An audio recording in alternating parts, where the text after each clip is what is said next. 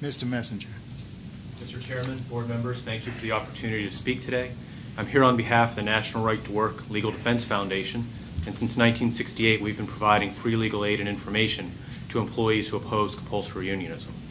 Today, to avoid repeating points that have already been made, and also in the interest of brevity, I just want to make one comment about the proposed rule, and that a problem it will cause if the election time spans are shortened, and that it will impair the ability of individual employees to campaign against a union and get their message out to their coworkers.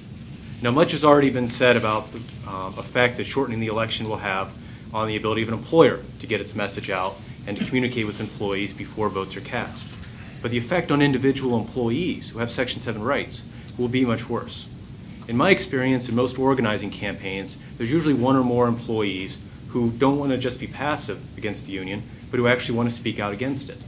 The problem is, at the beginning, usually these employees are very unsure of their options, unsure of their legal rights, and often disorganized.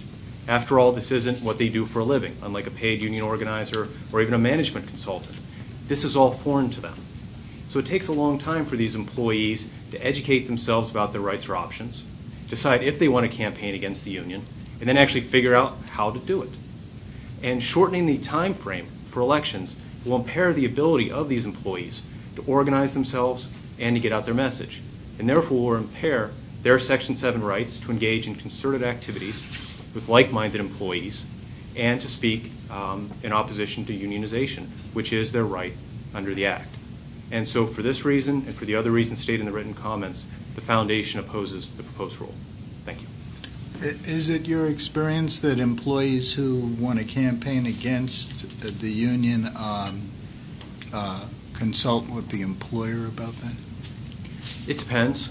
Often if the employer has some sort of advice, usually they'll say no. If an employee goes to their supervisor and says, hey, the union's here, what can I do? Most supervisors who are coached by their employer will say, sorry, I can't help you, I can't tell you this. Or they read from a particular script. So most of these employees have really nowhere to go other than organizations like the Foundation to really get unadulterated information about what their options are and what their rights are. Isn't that script usually one that includes called the National Labor Relations Board? It may be. I don't know the script offhand. I don't represent employers, but oftentimes you get employees who call up saying, we can't find information anywhere else. And that's one of the reasons often they call us or send emails. Do you tell them to call the National Labor Relations Board? No, I generally inform them of their rights, what they can do, their legal options, what can be objectionable activity, what can't be, things to that effect. Do you think it would help in connection with that if, when the petition is filed, the employers are required to post a notice to employees that tells them what's going to happen and describes the election process and also tells them how to contact the National Labor Relations Board? Well, there already is, a poster put up, of course, announcing the fact that there will be an election. And so I'm sorry, but I mean right at the time that the petition is filed, not right before the election is conducted. At the time the petition is filed. At the time the petition is filed, there's usually a notice posted saying a petition has been filed, this is occurring. Informing employees that a petition has been filed and that there will probably be an election, of course, will be useful. And some employees may contact the NLRB. I obviously don't have knowledge of the employees who don't contact us and just contact the NLRB. So your agency would probably know better than I would of how many help inquiries you all get. Really quickly, based on your experience in dealing with employees who eventually get to you, how long does it take your average or median employee from the point in time where they decide that they may not be in favor of the unionization of their workplace to make it to you?